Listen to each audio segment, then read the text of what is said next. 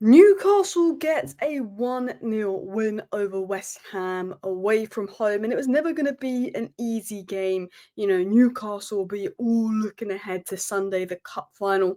Could they have dropped off in intensity? Could they be saving energy for the cup final?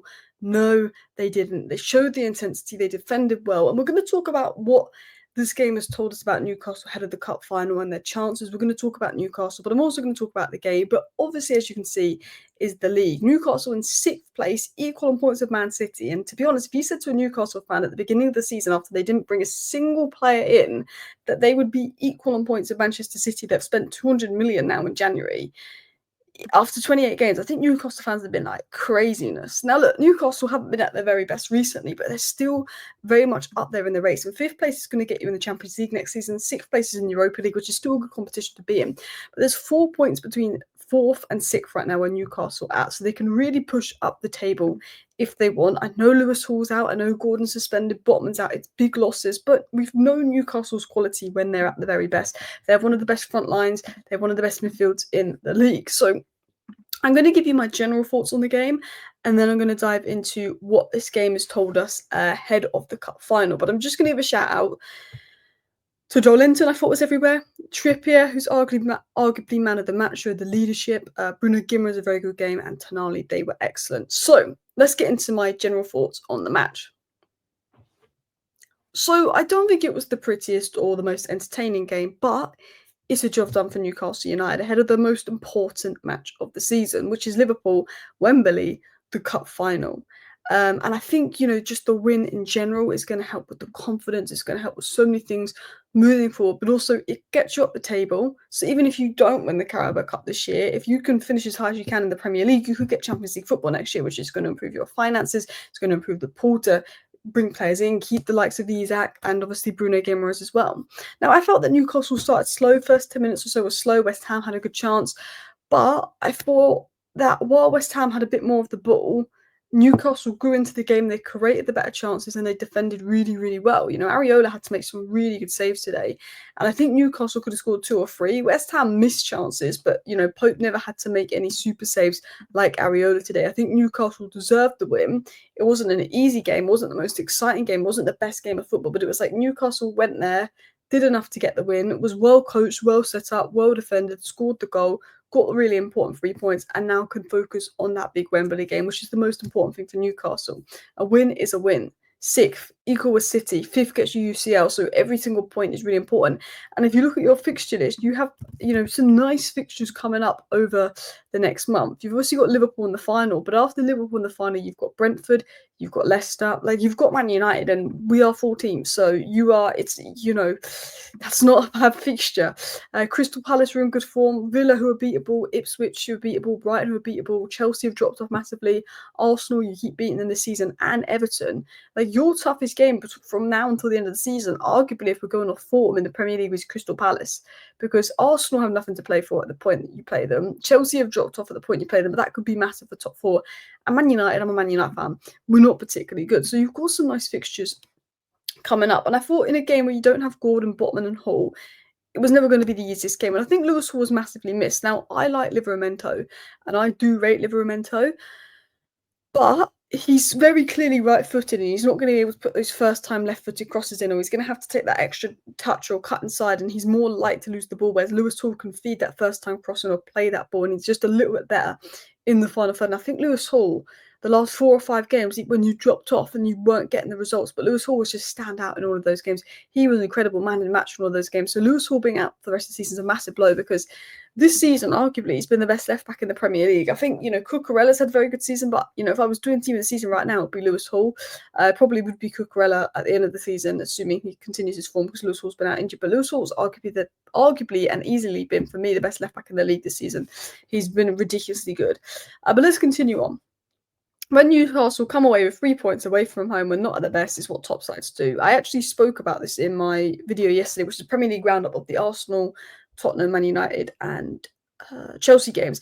And I said what Liverpool can do is when Liverpool are not at their best PSG game, they can come away with the win because they've got a world-class player in Alisson, a world-class defender in Van Dijk, a world-class attacker in Salah, and they've got the quality to get the win. I always said, teams like Arsenal When they're not at their very best, they draw. Whereas Man City will win when they're not at the very best, and Liverpool will win when they're not at the very best. And if you want to be a top level team, you've got to be able to win when you're not at your best. Now Newcastle weren't at their best today, but they managed to get the win, and that's what you've got to do in this top 4 race going forward. And I thought there were some parts of the second half where Newcastle started sloppy, they weren't at the best, but they had good moments. And while I don't think there was any clear cut chances created for Isak, and there wasn't loads created for Isak, you did create enough, and you could have scored 2 or 3. You tested Areola a lot more than they tested Nick Pope. And I have to say, Joelinton, covering every blade of grass, looked back to his best. He was everywhere on the pitch, and I think he's going to be key for that Liverpool match, because I think your best chance of beating Liverpool is trying to match them physically. Can you match them physically? Can you outrun them? Because I think technically Newcastle will beat you with Lewis Hall missing, with players like Botman missing, Gordon missing. But I think physically, can you outwork Liverpool? Can you tire them? If they can go into 120 minutes versus PSG, if PSG score an equaliser, it gives you an advantage. But as I said, Trippier, Bruno G, Tonali and Joelinton were my standouts today. I'm going to get into more detail about their performances, but I want to talk about the cup final in a second. But I want to say Harvey Barnes had a good game, really good crossing for Bruno Guimaraes, and it was quite an easy finish for him, but he took it well. Bruno Guimaraes, who had another good game. And I just thought Newcastle defended well. Trippier was excellent, very good at organising defensive structure and instructing people. I thought in the Arsenal game, Trippier was so key in terms of organising the Newcastle defence and everything, and showing that leadership. And I thought he did that again today, and I think he's going to be key in that cup final. He's going to have a difficult game. I think he'll be up against Diaz, who's going to be electric. I don't know if Gakpo will be back, but he's been really good in terms of his organisation and leadership. And I think in a final, organisation and leadership is going to be what you want. I think Newcastle sat back, let West Ham have the ball, but just defended well in general. But I do think you maybe missed Lewis Hall. So let me talk about the importance of this win and what this really tells us about Newcastle sort of going into the cup final. So win brings much needed confidence to a Newcastle side that has faced some setbacks recently, performance-wise and injuries. There's not going to be loads of confidence, but I think that can give them confidence. I know it's West Ham. It's not like you've gone and beaten prime Manchester City, but it's a win. It's away from home. It gives that confidence. It gives that boost. It gives that morale. It shows that Newcastle have workhorses. I thought Joelinton and Tonali were excellent. They were so key. And when you're playing Liverpool, you've got to try and outplay them physically. You need the workhorses. Can you outrun them? Because Liverpool are starting to tire. I think it showed that Newcastle organising defence could hold off teams. They showed this versus Arsenal in the semi-final. They showed this today.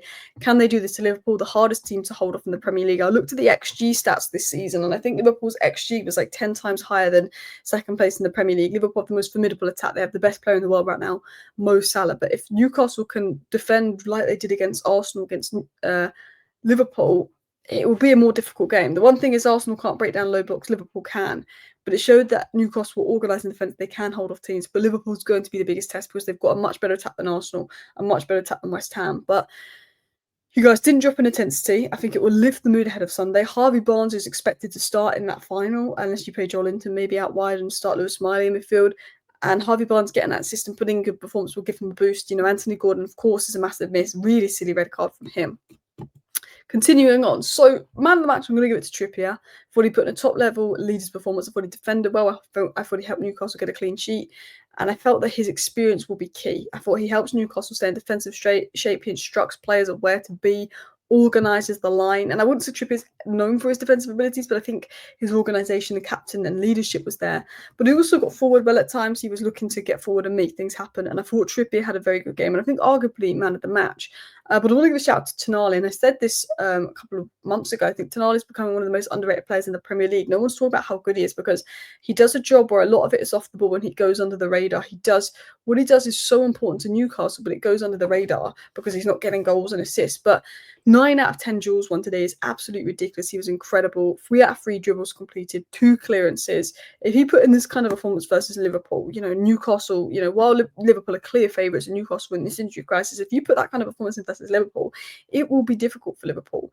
But the dribbles completed, the clearances, the 9 out of 10 duels won. And I said this on Tonali, did a very good job, won't get the plaudits, but he was fantastic. He's technically one of the best players in the league and one of the most underrated players in the league. And when he doesn't play, you notice the difference. When he doesn't play for Newcastle, there is a drop-off. There's a drop-off between Tonali and Longstaff. I think Newcastle's most important player, Tonali's up there with the Isaks. He's just his ability to protect the defence while progressing the ball, allowing Bruno Guimaraes to play higher, receiving the ball in tight spaces is top. And he shows up even in Newcastle aren't at their best, which is a sign of a top player. And when you've got the legs off the ball, the ground coverage, the dual winning ability, the ability to, hold a rest defence, cut out interceptions and passing lanes is great. And Ugarte does that, but Ugarte can sometimes lack on the ball for United, whereas Tonali is a bit like a Gravenberch on the ball. He can get the ball in tight spaces with his back to goal, progress the ball, play the ball, and he's got that perfect blend of technical and physical attributes which make him a top player. Anyway, that's my thoughts on Newcastle 1, West Ham 0. Let me know your thoughts. Looking forward to the cup final. I do hope Newcastle win. Thank you for watching. Bye.